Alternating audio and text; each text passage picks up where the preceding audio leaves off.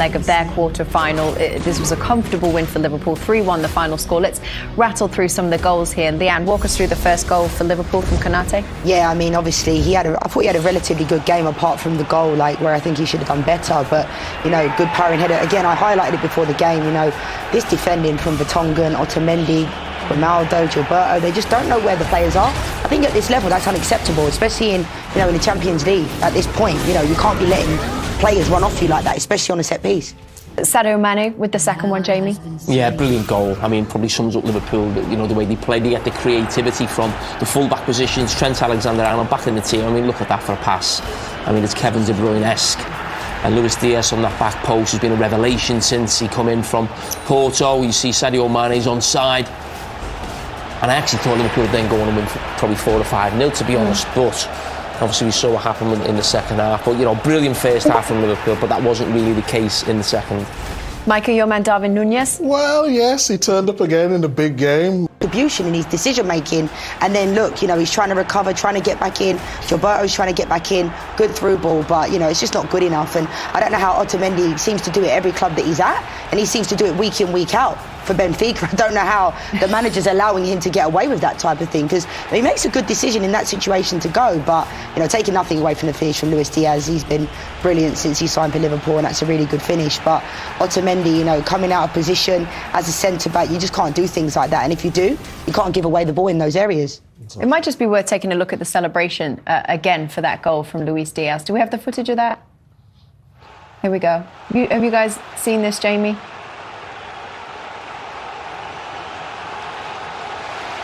Sorry, I'm watching it for the first time myself. Oh, that's ridiculous. Disgusting behaviour. I know he's played for Porto and it's the rivals, but the fans are better than that. It's happening a lot more in the game now that we see that.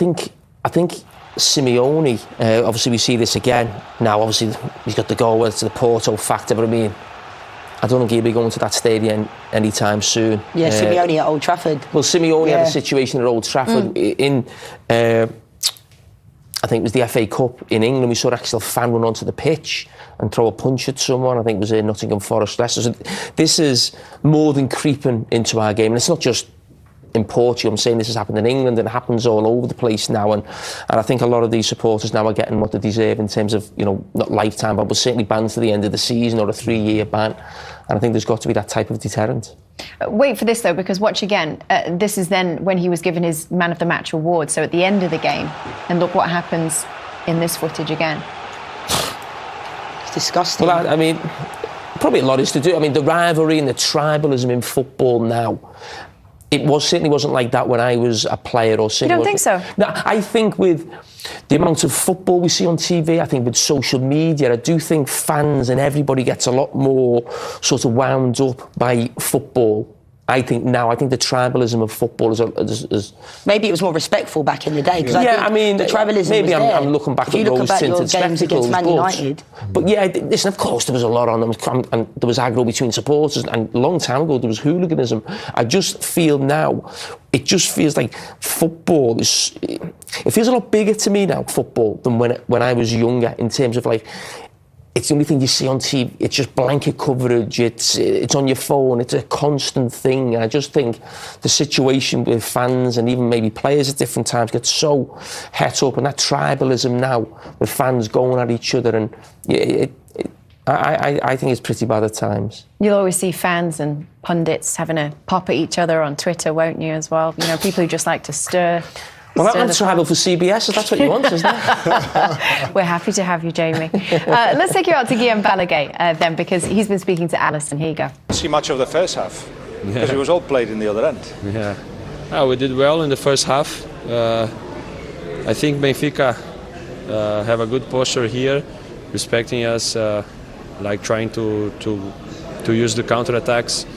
But in the first half, we controlled that really well. We built up the result, the 2-0, and then on the second half, everything changed. They use better the counter-attacks. We make a few mistakes, but in the end, we could score the third goal, and it's good for us for tonight. Staying for a second with the first half, there were times where only Van Dijk was defending, and in their own half. So as a goalkeeper, when you see all that pitch that's empty. How do you feel? I feel okay. The biggest part of the games I play for Liverpool is like this. Normally we have a high line.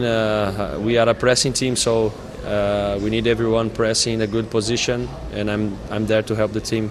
Jamie, before the game started tonight, you said you felt like it would be job done by the end of tonight, and the game would have been put out of reach. Is that how you feel now coming out of that with that 3-1 scoreline? Yeah, the game's finished. Yeah, it's over. It is. I said it was over before they even kicked the ball. No, the game. Build up for next week's CBS. No, I mean, we'll be watching Atletico. We're all like, fingers crossed for Simeone. But no, that's Liverpool are a much better team. And Liverpool didn't even play particularly well second half. And no, that's game over. Welcome back one more time. We want to keep bringing you these interviews as we gather them from the grounds. Thiago has been speaking to Guillem Balagué, and I promise you it is Guillem Balagué. Yeah, well, I've got the impression that you had a lot of fun in the first half. Behava? A lot of fun. You enjoy yourselves because you had a lot of the ball. You were in their own half. Yeah. It happened in most of the games that when we enjoy what we are doing, when we have this belief in our game, we are unstoppable. But in the opposite hand, we have also this kind of disconnection when we make 2 or 3 mistakes in the game and we go back a bit. But we have to just correct this, and we are a great team to play. You got half-time with 2-0. Yeah. Is it normal to feel that almost the job is done?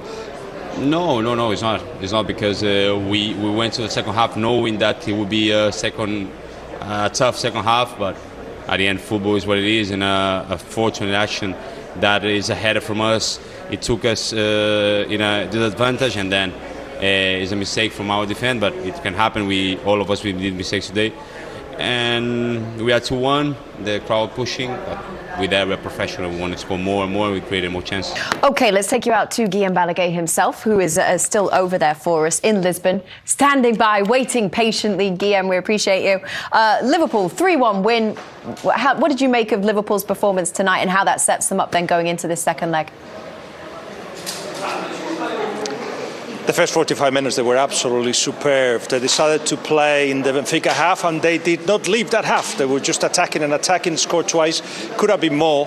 But as Thiago just said there, 2 or 3 mistakes that took place in the minute 46, a minute after half-time, and that meant that Liverpool conceded a goal. It's a reminder that the other team also plays. All of a sudden, the crowd was aroused, just felt like they could actually make a difference, and there was a time of uncertainty. And when that happens, you need a little bit of quality.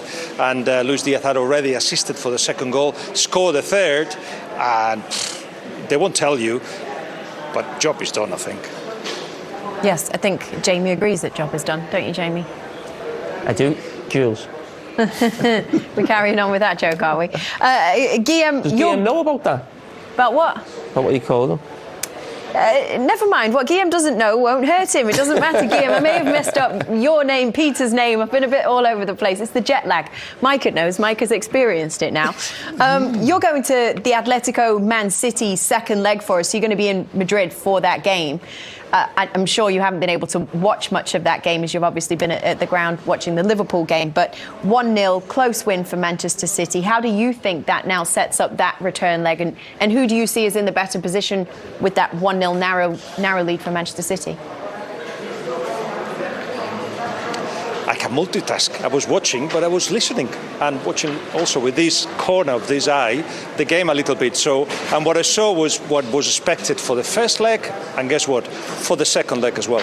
Atletico Madrid don't have to attack more. They just got to score once, perhaps, to make it into extra time and maybe even penalties. They won't risk a lot, and it's down to Pep Guardiola and Manchester City, because that's their nature, to attack. So it won't be that different.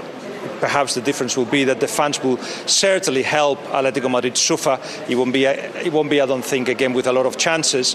And the whole thing's still in the balance. For what I saw, Manchester City did not create a lot either, because they were also scared of losing the ball and being counter-attacked. So if you just count the amount of chances, yes, Manchester City deserved to that lead. But we'll see in the second leg, because Atletico Madrid, at the wonder, can offer more threat.